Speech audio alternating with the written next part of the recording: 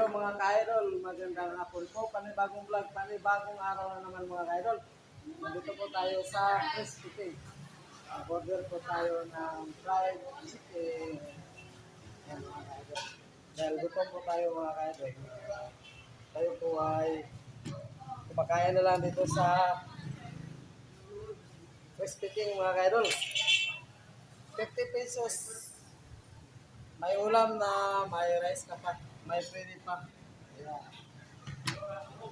Ayun, sapat po tayo sa mga na kumakain dito. Ayan.